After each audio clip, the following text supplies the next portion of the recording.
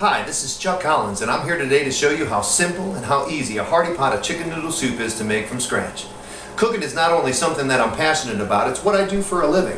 I've been involved in various forms of restaurants for well over 20 years.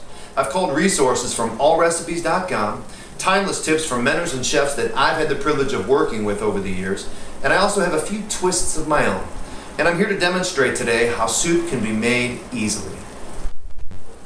Fall is fast approaching, and with it comes cooler nights, Sunday afternoon football, and a craving for a delicious bowl of homemade soup or chili.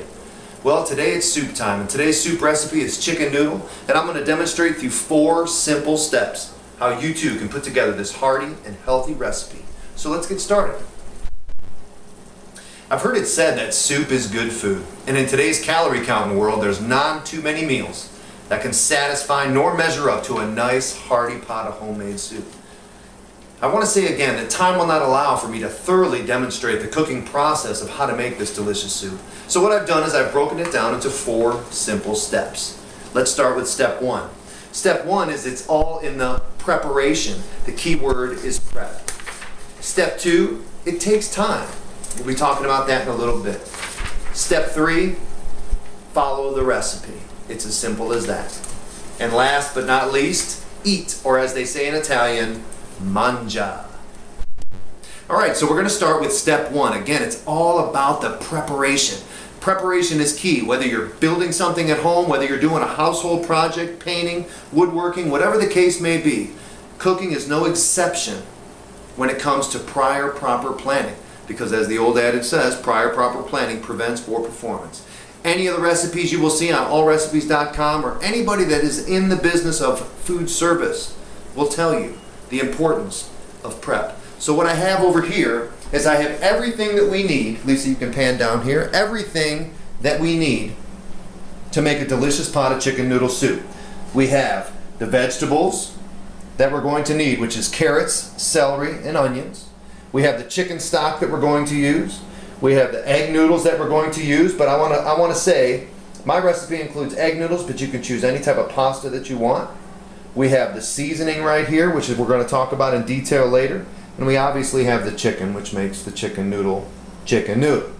These last 2 items here, the red peppers and the lemons, are what I call Chuck's finishers, and we're going to explain about those later.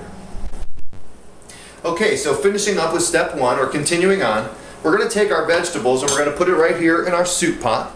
And we have a standard soup pot. You can use whatever you want. I have gas range here, so gas range is going to allow you to have more flexibility with the flame, but what you want to have is a medium to high temperature. You want to get this pan hot. So what I've done prior to turning the video camera on is get this pan nice and hot so that when we have a flame, just to be safe, I'll turn it up just a little bit. We want to make sure that we're going to hear these vegetables sizzle. So we're going to let this sit for a second, and what we're going to do is we're going to sweat these vegetables. And what I mean by the term sweat is we're not going to necessarily saute them. And to saute in French means to jump.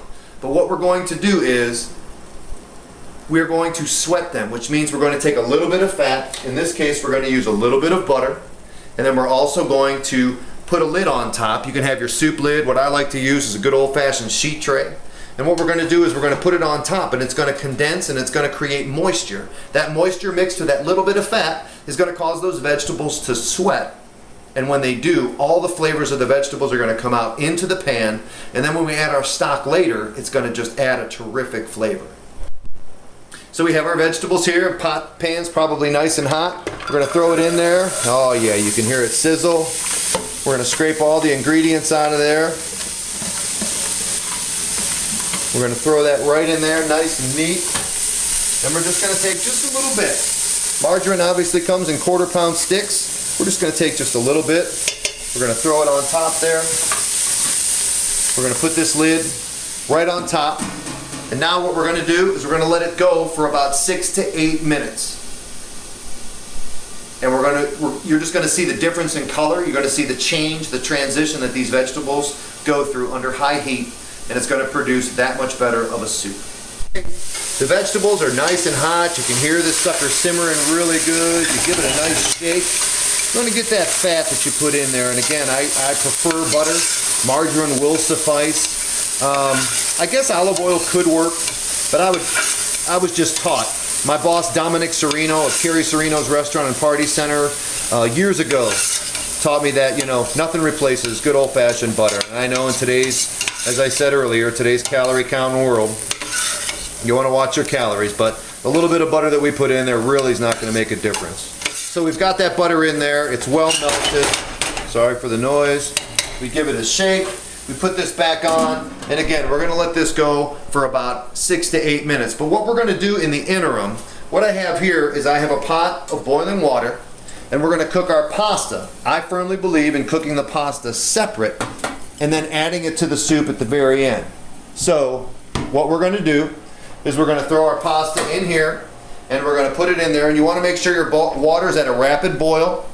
Add a pinch of salt, which I've already done, and then you just throw this in there, and then when you're done, you cool it off, and you toss a little bit of olive oil in there, and it keeps the noodles from sticking. So we're going to throw that in there.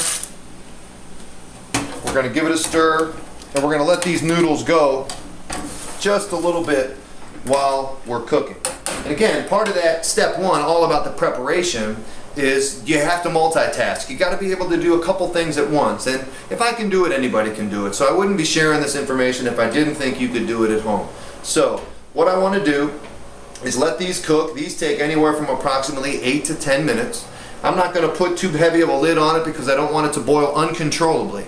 In multitasking, you want to be able to manage what you have going on. We have 2 pots going on. I'm in complete control of what's going on right now, and that's important.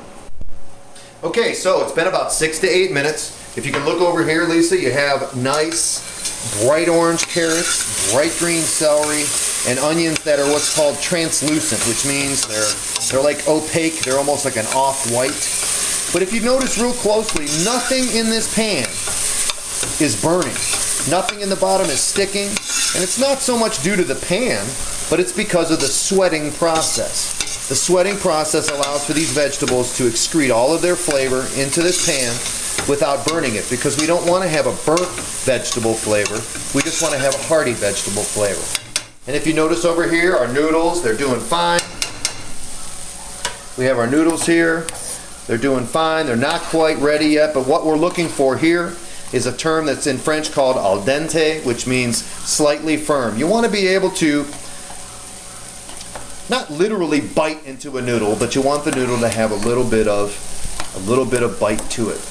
And the reason is because you're going to add it to a soup, and it's going to continue to expand into the hot soup. So you don't want to cook it all the way, but you certainly don't want to have it raw. So what we're going to do now is we're going to grab our chicken stock. Now what I've done is I've taken chicken base, which is a more concentrated version of chicken flavoring. You see it in the grocery stores as bouillon or those little cubes. Or some people, and allrecipes.com has numerous recipes to where stock is considered. But stock is much more timely and it's much more involved. I'm not against it, but in the business of making a consistent soup, which I am at Carrie Serino's, I like to have the base because I know with the proper measurements of base and water, it gives me exactly what I need. So what I've done here, just for time's sake, is I've combined the base amount with 1 quart of water. But today we're going to be making a gallon of soup.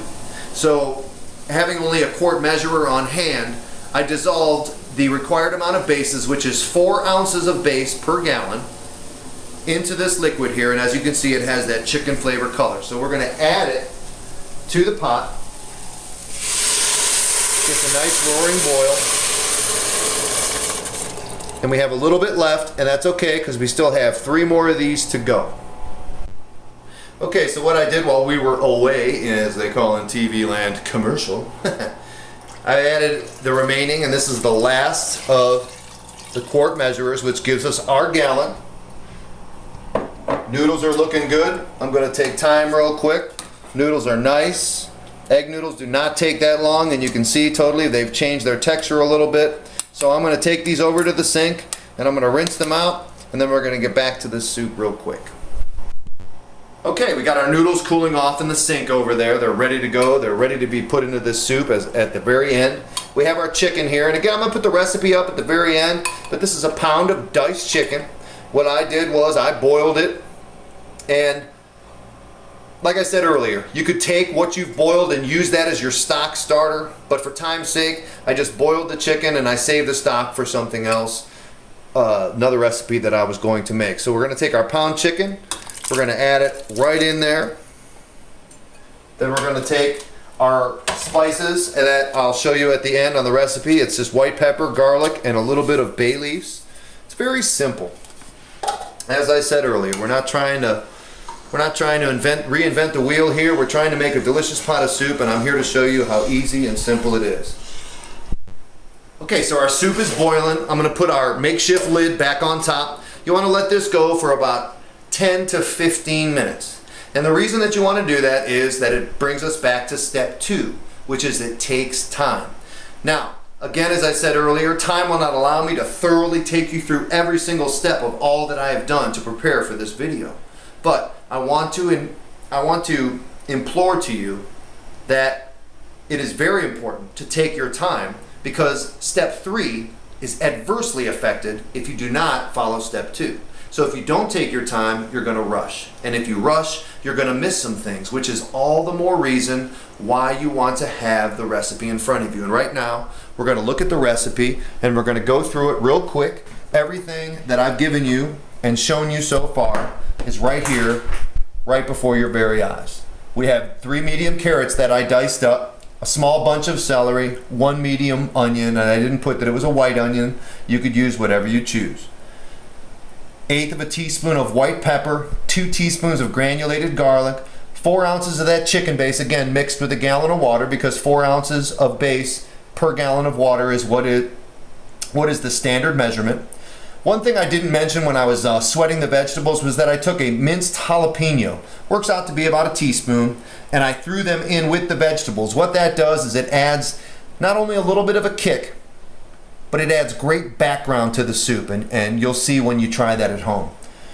These 2 items right here, the red pepper and the lemon, are what I call Chuck's finishers, and we're going to show how those work later. As I told you, we put the pound of chicken in there cooked, 1/2 pound of egg noodles, what we've already done, and then 1 bay leaf, of course, that we added to the soup. The directions are right here. I'm going to let Lisa put them on there for a second, but this is everything that you're going to need to make a delicious and hearty pot of chicken noodle soup.